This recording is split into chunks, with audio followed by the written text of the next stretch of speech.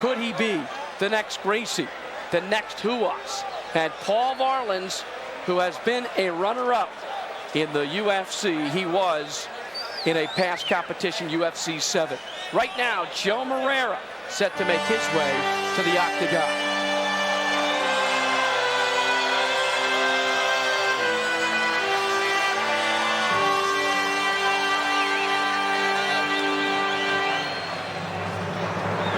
He is right next to his trainer, Alan Goes, who is Carlson Gracie's best fighter and perhaps one of the best fighters in the world, the 8-time Brazilian Jiu-Jitsu champion. We may see him down the road. Joe Moreira, meanwhile, 6th-degree black belt in Jiu-Jitsu, 3rd-degree black belt in Judo. He is a master of submissions, the Brazilian Jiu-Jitsu style. He is most comfortable on the ground, and unlike Gracie, he would rather be in the mounted position. He will strike and is capable. He likes to kick, and he prefers arm locks as his specialty in submission. Joe Moreira, 12-0 in Vale Tudo competition, 4-time Brazilian Jiu-Jitsu champion, 12-time Rio de Janeiro Jiu-Jitsu champion. Came to the States in '92 to teach with Helson Gracie after studying Jiu-Jitsu and Judo in Brazil, as well as some Judo in Japan. And his good friend is Rickson Gracie. So, Don, he has allied himself with some of the best in the world. Absolutely. He knows what kind of a match this is. They're experienced at that type of thing. He's got a lot of experience. Well, his competitor, no stranger to the UFC, 3-3 in previous competition, Paul the Polar Bear Varelans.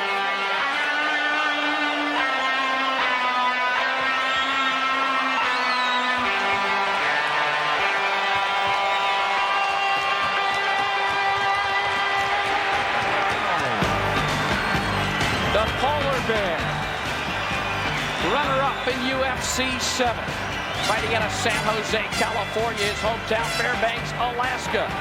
Undefeated in bare-knuckle matches out of the octagon.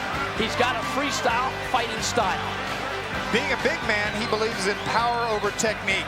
He knows he needs to learn more about submissions, but he thinks his heavy elbows and his newer, cautious approach to fighting is going to help him out. He believes he's a thinker now. He's going to be cautious. He's going to think. There's a look at the Polar Bear. And one important thing about the Polar Bear, he's only 26 years old. Let's go to the G-Man Rich Coins. Ladies and gentlemen, our second bout of the evening. Please welcome our first competitor, a 6th-degree black belt in Jiu-Jitsu, 3rd-degree black belt in Judo. 5'11", 205, 33 years old, 4-time Brazilian, 12-time Rio Jiu-Jitsu champion, 3-time world, 2-time South American, and 2-time Pan-American Judo champion from Rio de Janeiro, Brazil. Please welcome the Gorilla, Joe Moreira.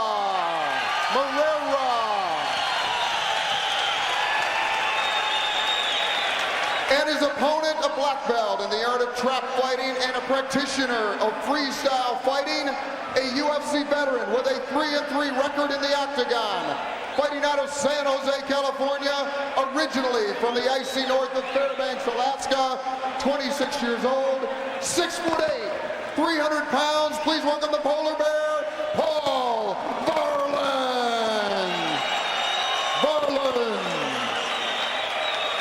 Moreira is called the Gorilla, but he clearly is the David here.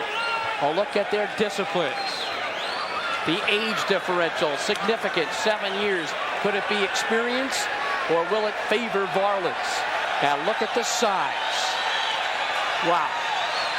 But it's Moreira who's tactically brilliant on the mat. And if Varelans ends up on the mat, he could be in trouble. This really is a size difference. Moreira doesn't look overly muscular, but neither did Royce Gracie, and he's extremely dangerous. Big John McCarthy will tell the fighters to get it on. This should prove interesting.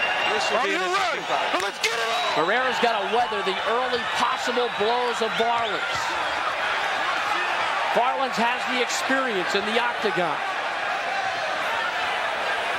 But once again, he's matched against a very smart fighter. Moreira buying his time. Well, this is one of the signs of experience, is taking your time before you get down on the ground. Right hand landed by Moreira, and they said he's a pretty good puncher also, Jeff. Well, he went ahead and closed the distance, and Varelans tried to wrestle with him, and Moreira simply backed out, quit wrestling, and threw that quick strike, backed out. It's a much more patient Paul Varelans, Don. Absolutely, and you know, I see a big welt on his eye. He said one of the factors of his fight with Dan Severn was that Severn didn't hit him. Well, he's been hit tonight. Combination kick punch by Moreira. Going down and then coming up, and again he tries to close the distance. And now it's a battle of strength. Varelans is going to try a heel trip here. Big elbow by Varelans. That's his best blow. Those punches glanced off the arms of Moreira. Certainly they may have be felt by Moreira, but they did not have any significant impact. Varelans trying to land a right hand. Moreira using his speed to get away. That right hand of Varelans actually buckled Moreira just a little bit. And Varelans again on the prey, but being selective. 10-minute time limit. Moreira in no rush. Content to play a little role of counterpuncher. Varelans with the uppercut. Blocked by the right arm of Moreira. Varelans doing a nice job of trying to find that opening to go ahead and use his power and leverage. Moreira trying to keep close, not allowing any room, and here he's trying to get behind him. Same tactic as, a right hand by Moreira. And again, Varelans continues his pursuit, slow and steady. Don, would you change your tactic here? Might you stand still if you were Varelans, try to draw Moreira to you? Well, I think if Varelans was to shoot, he could take him right down. And I think the ground is where Varelans ought to be. He's not winning the stand-up fight. His eye is swollen. He's been hit with the better punches. Well, one must think after seeing Severn dispose of Varelans on the ground, is it a smart tactic to go down there with Moreira? Well, he does have a little bit more size over Moreira than he did on Severn. I mean, Severn had another 40 pounds. But, you know, my advice to Varelans would be to take him down and use his weight and his size against him. Because almost 3 minutes in. If this was a striking match, Varelans would be down. Moreira tried to land the right, but Varelans got him on a counter. Good punch by Varelans. And really, all of the Valet Tudo style here hasn't even come to bear. I think that's because of the size differential. Right. You know, you can't take him down. There is something to be said about these Goliaths. You can't totally discount the size and the strength of these big men. What about Moreira, Jeff? Can he take a shot and go for a quick shoot? He'd have to get to the ankle and come up with that and avoid any kind of a downward strike. But, of course, if he's down near Varelans' ankle, that elbow really can't come into play because you have no leverage to bring it there. Varelans wants him out in front of him about half arm's distance. And here he's trying to get in. Oh, a good big right hand by Moreira. Varelans is coming back, though. I think Varelans is getting stronger as the fight goes. And you can see Moreira's breathing pretty heavy through the mouth. I don't think Moreira is used to this kind of fight. No, he may have had a lot of this Valet Tudo, but I doubt if they were many of them 6'8", 300 pounds. And many of them didn't include striking because Valet Tudo in its true form does not allow strikes. Again, the battle remains on their feet. Almost halfway through this bout. Varelans, the Goliath. Moreira, the David. Moreira has tried to close the distance. And Varelans, he wants him. Varelans wants him inside now. I really do believe here Varelans is gaining confidence. It's a much more sophisticated attack from Varelans.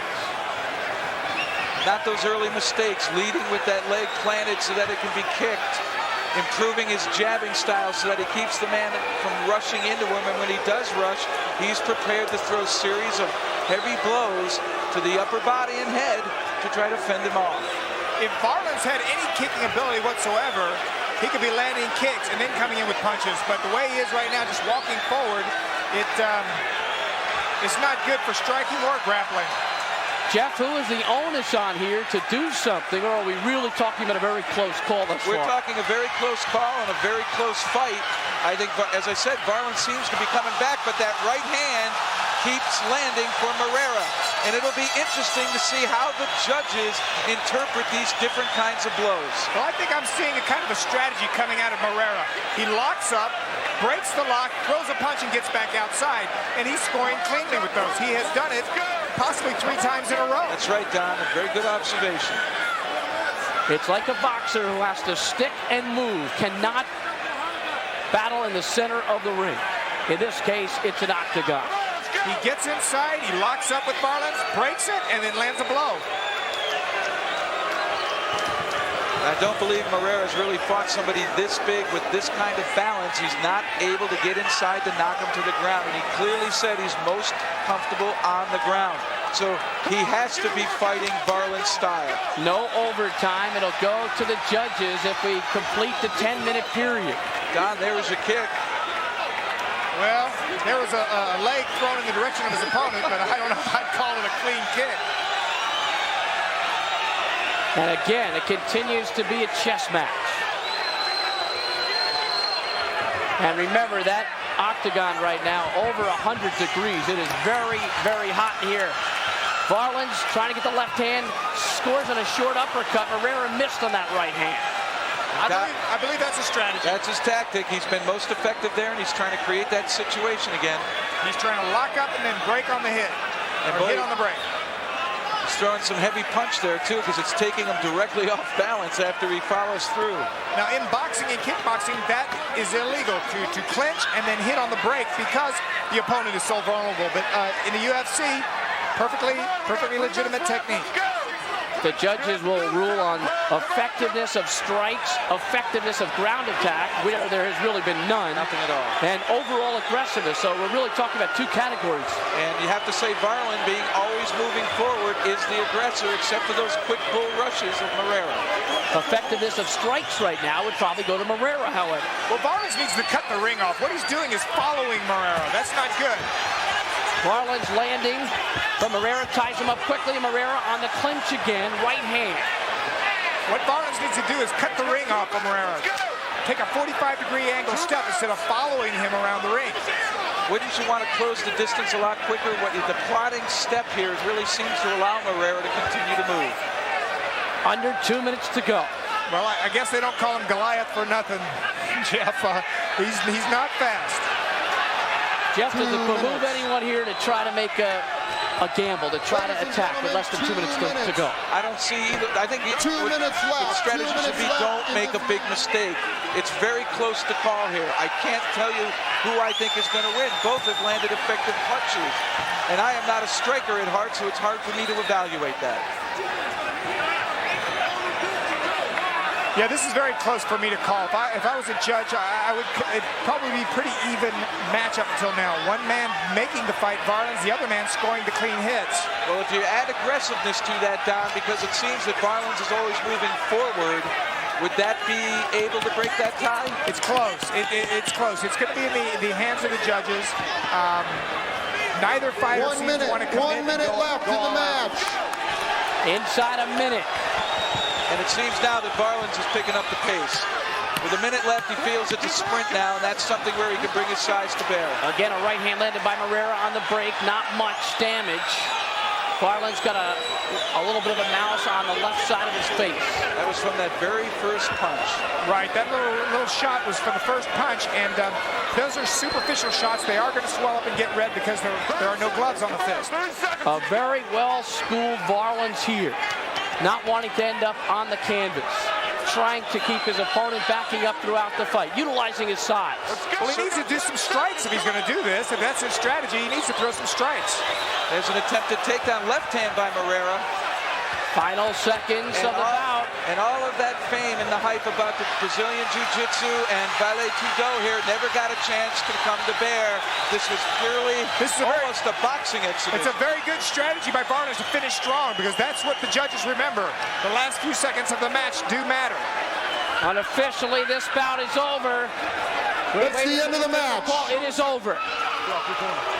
The referee quick to break it up. John McCarthy, the crowd, wanting these two combatants to continue their fight. But the time has run out, and this decision will go to the judges. It was a good combination by Varelans with about 15 seconds to go. Could that weigh on the judges as a last impression? Oftentimes it does. But this is a very, very tough one to call. It depends how you analyze it. Well, one of the judges is a former world champion in boxing and kickboxing. She's a women's world champion in both, so she's a striker. She's going to be looking at the striking. Ladies and gentlemen, So Steven Quadros, Graciela Casillas-Boggs, and Robert Young will hold up their decisions. And it will be one way or the other, no draw. Hence, you have to have a winner. Let's go to Rich Goins. judge number 1, Steven Quadros, scores the fight for Paul Varelans. Judge Graciela Casillas-Boggs scores the fight for Paul Varelans. Judge Robert Young scores the fight for the winner by And it's a unanimous decision. So Paul Varelans wins the unanimous decision, and no doubt an upset here. We thought it could have been Moreira running the table in this tournament, and now this one is wide open. Well, I think a lot of people felt the winner of this fight would be the one to beat in this tournament, and certainly I was thinking this would go to the ground.